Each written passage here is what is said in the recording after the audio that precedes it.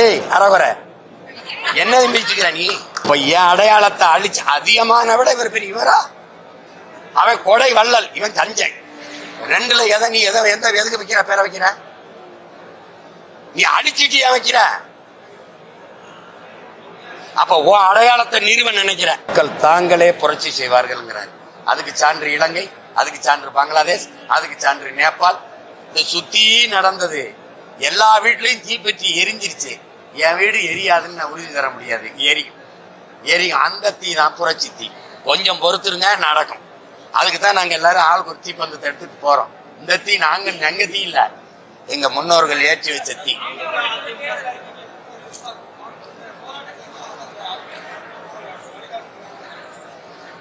அது இந்த பொதுக்குழு சிறப்பு அறிவிக்கையில இருக்குது. நாங்க ஆட்சிக்கு வரும்போது நாங்க ஒன்னு சொல்ல விரும்புறோம் என் மக்கள்கிட்ட. உங்களின் குறை கேட்க வந்த பிள்ளைகள் நாங்கள் இல்லை, அந்த குறையை தீர்க்க வந்த பிள்ளைகள். நாங்க நினைக்க பிறந்தது இல்ல, நிரூபிக்க பிறந்த பிள்ளைகள். அதனால இந்த பிரச்சனைனா இந்த பிரச்சனைக்கு காரணம் இது, இந்த பிரச்சனைக்கு தீர்வு இதுன்னு வச்சுதான் இதுவரை தேர்தலை சந்திக்கிறோம். நீங்க கவனிக்கல. ஆனா இந்த வாட்டி நீங்க கவனிக்காம இருக்க முடியாது. ஏன்னா இதுதான் பிரச்சனை, இதுக்கு இதுதான் காரணம், இந்த மாதிரி இதுக்கு தீர்வுன்னு என்ன பண்ணுவேன்னா போட்டு காட்டும். அப்ப நீ படமா பார்த்தா, நீ படம் பார்த்து கட்டி போயிட்டு, நான் ஒரு படம் காட்டுறேன் பாருன்னு காட்டுவேன் இந்த வாட்டி. அது கொஞ்சம் பொறுத்து சொல்ல முடியாது.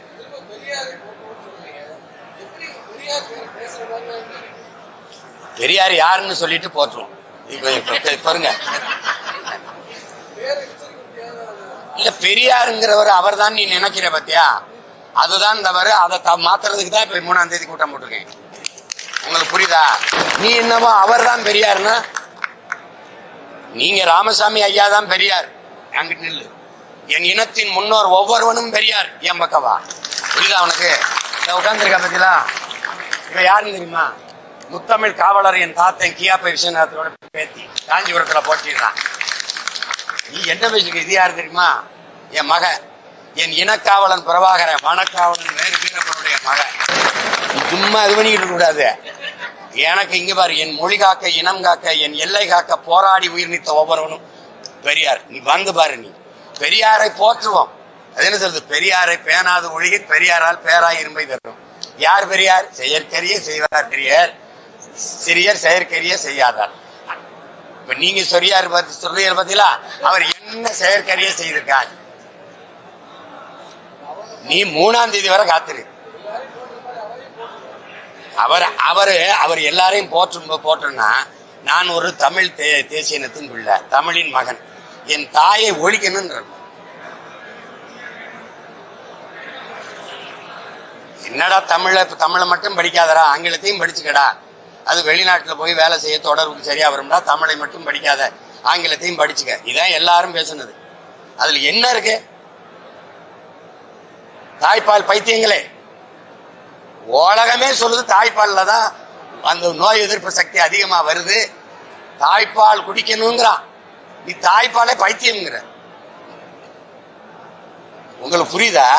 தாய்மொழி கல்லாத, அதுல என்ன இருக்குது தாய்மொழியில? அது சனியே. அது ஒரு காட்டுமிராண்டி மொழினா, நீங்க தமிழ் தானே பேசுறீங்க, தமிழர் தானே. உங்க மொழி காட்டுமிராண்டி மொழினா நீங்க யாரு அதை பேசுற? நீங்க யாரு? நான் கேட்கறதுக்கு நீங்க யாரு? காட்டுமிராண்டி. இதை நீங்க ஒத்துக்கிறீங்களா? உலகத்திற்கு அறிவியல், நாகரிகம், தொழில்நுட்பம், வேளாண்மை, உங்க திராவிட இயக்கத்தின் 2.0 தலைவர் தானே சொல்றாரு. 5000 ஆண்டுக்கு முன்னாடி இரும்ப உருக்கிய தொழில்நுட்பம் வச்சிருக்காங்க தமிழ். அப்ப அது அறிவியல் மொழி இல்லையா? ஏய் அரவர, என்ன பிடிச்சுக்கிற நீ? அதுல என்ன இருக்குன்னு கேக்குறிய? தமிழ்ல என்ன இருக்குன்னு கேக்குறாரு. இவர் கன்னடர், அப்ப அதுல இருக்கா? இவர் தெலுங்கர், அதுல இருக்கா? இவர் மராட்டியர், அதுல இருக்கா? இவர் குஜராத்தி, அதுல இருக்கா? இது மலையாளத்துல இருக்கா? தமிழ்ல மட்டும்தான் இல்லையா? என்ன இல்ல தமிழ்? என்ன இல்ல தமிழ்ல? உலக மொழிகளின் தாய் தமிழ். அப்ப இத்தனை உலக பேரறிஞனும் போற்றிய மொழி, உலகத்தின் முதல் மொழி. அதை அழினா என்ன? என் தாய்மொழியை அழிக்க சொன்னவனை அழிக்கிறதா மான தமிழன் ஒவ்வொரு மகனின் கடமையா இருக்கு. சும்மா அவரை போற்றணும். எதுக்கு போற்றணும்? இதுக்கு போற்றணும்னு சொல்லு. நான் போற்றிக்கிட்டு தான் இருந்தேன். பெரியாரும் போராடினார், அதை ஏற்கிறோம், எதிர்க்கல. பெரியார் தான் செஞ்சார், அதை ஏற்கல, எதிர்க்கிறோம். எல்லாமே பெரியார் தான். இப்ப ஒண்ணு இல்ல, ஏற்காடு மலையில ஏறி போன இடத்துல என் பாட்டேன் என் மூதாதை கடையழு வள்ளலில் ஒருத்தன் அதிகமா நெடுமா நஞ்சு பேரு இருந்துச்சு, வளைவுன்னு இருந்துச்சு. அதை ஏன் மாத்தி நீ ஈவேரா பெரியாருன்னு வச்ச, தந்தை பெரியாருன்னு நீ வச்ச? அப்ப என் அடையாளத்தை அழிச்சு அதிகமான விட இவர் பெரியவரா? அவன் கொடை வள்ளல், இவன் தஞ்சை. ரெண்டுல எதை நீ எந்த எதுக்கு வைக்கிற பேரை வைக்கிற? நீ அடிச்சுட்டு ஏன் வைக்கிற? அப்ப உன் அடையாளத்தை நிறுவ நினைக்கிற. நீங்க தியாகராய நகர்ல பயணம் செஞ்சிருக்கீங்களா தம்பி? நீங்க செஞ்சிருக்கீங்களா? செஞ்சிருக்கீங்க. போத்தீஸ்க்கு ஏற்ற மாதிரி ஒரு மேம்பாலம் இருக்கு. அந்த மேம்பாலத்துக்கு பேர் என்ன? அன்பழகன். யார் அந்த அன்பழகன்? ஜே அன்பழகன் யாரு? மாவட்ட செயலாளர், சட்டமன்ற உறுப்பினர். மக்கள் காசுல அவ்வளவு பெரிய மேம்பாலத்தை தலைநகர்ல ஒரு வணிக நகர்ல கட்டி ஜே அன்பழகன் அந்த வைக்கிறீங்களே, இது யாருடைய அடையாளம்? டாக்டர் சுப்பராயனா, அத்திப்பாக்க வெங்கடாச்சல நாயக்கரா, இல்ல ஜீவானந்தமா, இல்ல சிங்காரவேலரா, அயோத்தியாச பண்டித ரெட்டமலை சீனிவாசன், எம்.சி. ராஜாவா? எந்த பெருமை எங்களுக்கு இல்லையா? எதுக்கு நீ அவர் பேர் வைக்கிற? எதுக்கு வைக்கிற நீ? உன் மாவட்ட செயலாளர் சட்டமன்ற உறுப்பினர் மேம்பாலம், இதெல்லாம் சேட்டை தானே? சொல்லுங்க. ஏன் அங்க சவுந்தரபாண்டியன் நாடாருன்னு நீ சொல்ல? நீ சாதிய ஒழிப்ப. பாண்டி பஜார்னு வைக்கிற.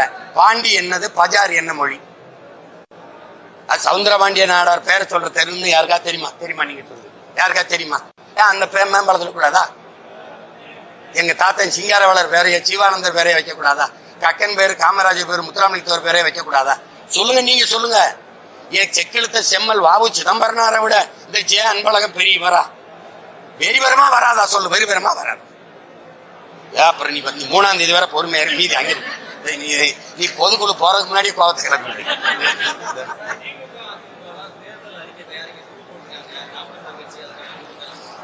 போன ஆண்டு தயாரிச்ச தம்பி கவனியாள நீங்க போன ஆண்டு தயாரிச்ச அறிக்கையில் இருந்து இது என்ன மாறும்?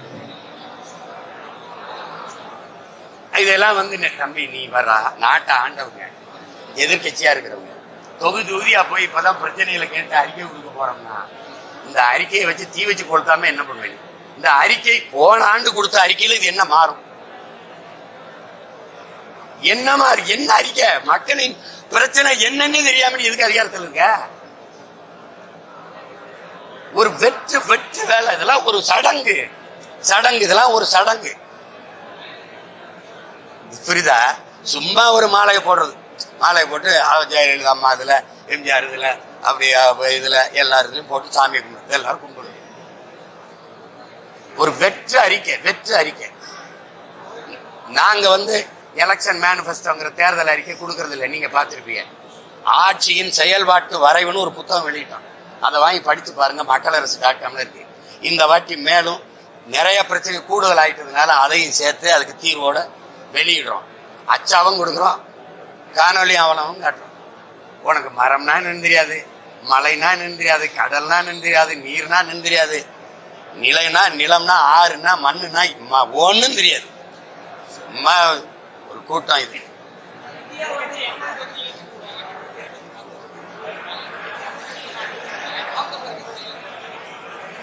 ஏவா 200 ஓட்டுக்கு 200, அதுதான் கணக்கு. என்னமா அதான் 200 ரூபா ஊபிஸ் சொல்றாங்கல்ல, நமக்கு 234 தான் இலக்கு. நாங்க அவ்வளவு வெல்லுவோம் இவ்வளவு வெல்லுவோம். ஒரு புரியுதா உங்களுக்கு? அதுல எங்களுக்கு ஒரே இலக்கு, இந்த நாட்டின் அதிகாரத்தை கைப்பற்றுவது, தமிழன் அறம் சார்ந்த ஆட்சியை நிறுவுவது, உலகத்தின் தலை சிறந்த நாடா மாற்றுவது. நீ எப்படி என் முன்னோர்கள் கனவு வச்சிருக்கான், ஒரு கனவு வச்சிருக்கான், வகுத்து வச்சுட்டு போயிருக்கான். ஏன்னா அறம் சார்ந்து வாழ்ந்து ஆட்சி செய்த மறவர் கூட்டம் நாங்க. அந்த ஆட்சி முறையை கொண்டு வரணும்னு நினைக்கிறோம். அது உங்களுக்கு அது தெளிவா நான் விளக்கி ஒவ்வொரு கூட்டத்திலையும் நான் பேசுவேன். இப்ப அது பேச நேரம் இல்லை, காலம் இல்லை.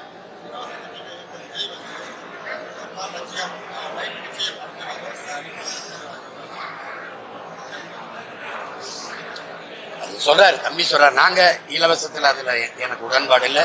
இந்த தம்பியே உங்களுக்கு சர்க்கார் படத்துல அந்த இலவசத்தை எதிர்த்து போராடி அது பிரச்சனைகள் ஆச்சு. உங்களுக்கு எப்படி பார்த்தாலும் இலவசம்ங்கிறது வளர்ச்சி திட்டம் இல்லை, அது வீழ்ச்சி. ஒரு நாட்டில் எது சரியா சமமா இலவசமா இருந்திருக்கணும் அப்படின்னா அறிவை வளர்க்கும் கல்வியும், உயிரை காக்கும் மருத்துவமும், உலக உயிர்களின் உயிர் தேவையா இருக்கிற நீரும் பொதுமையா இருந்து எல்லாருக்கும் சமமா சரியா தரமா கொடுத்துருக்கணும். இது கட்டணம் இல்லாத இந்த கல்வி மருத்துவம் அது கொடுக்கணும். அதுக்குதான் அரசு இதுக்கெல்லாம் வரி எடுத்துக்குது, அதை கொடுக்கணுங்கிறத.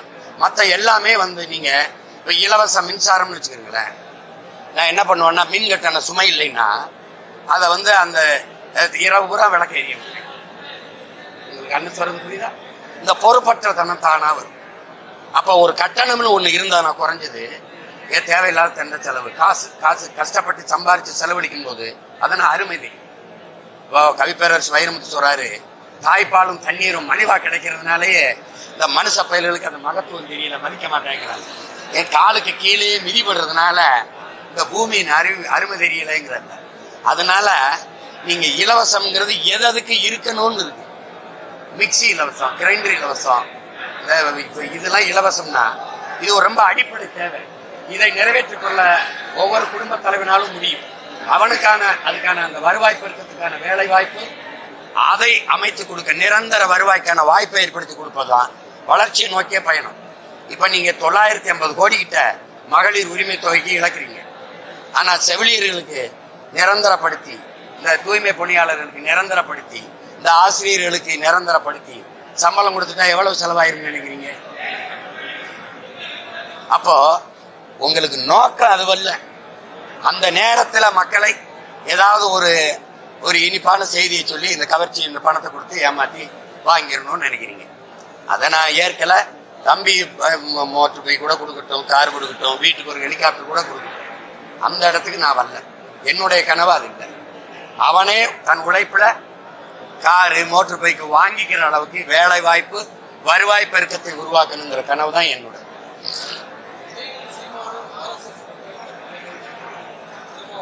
என்ன பிரசவம் பார்த்தது எங்க அண்ணன் தான். தம்பி விஜய் என்னையும் பிஜேபி பெறும்போது பக்கத்துல இருந்து பிரசவம் பார்த்து விட்டது எங்க அண்ணன் தான். புரியுதா தம்பி? நான் யாருன்னு நீங்க என்னகிட்ட தான் கேட்கணும். புரியுதா? தமிழ் தேசியம் பேசிக் கொண்டிருந்தார் என்று நினைத்தேன் அப்படிங்கிறாங்க. காலங்காலமா அவர் என்னை போலி தமிழ் தேசியவாதின்னு தான் பேசிட்டு இருந்தாங்க. நாங்க கூட எங்களை போலி தமிழ் தேசியவாதிகள் என்று கூலி திராவிடர்கள் கூலி திரிகிறார்கள் பேசணும். விடுங்க தம்பி. அவர் RSS பிஜேபின்னா நான் RSS பிஜேபியா? அவன் என்னை கிறிஸ்தவன்பா, இஸ்லாமிய கைக்கூலிம்பா, கிறிஸ்தவ கைக்கூலிம்பா, அவன் இந்துக்களுக்கு எதிரிம்பா, நீ என்னை இந்து RSS கைக்கூலிம்பா. ஆனா ஒரு வயலும் 10 பைசா அதுல இந்த பொதுக்குழு நடத்த காசு இல்ல, திறன் இதுல திரட்டிக்கிட்டு இருக்கோம். எவனாவது கூலியை கொடுத்துட்டு பேசு. என்னப்பா கூலின்றது? அதை விடுங்க. அண்ணன் தானே பேசுறாரு, பேசிட்டு போறாரு. நல்லது. நன்றி, வணக்கம்.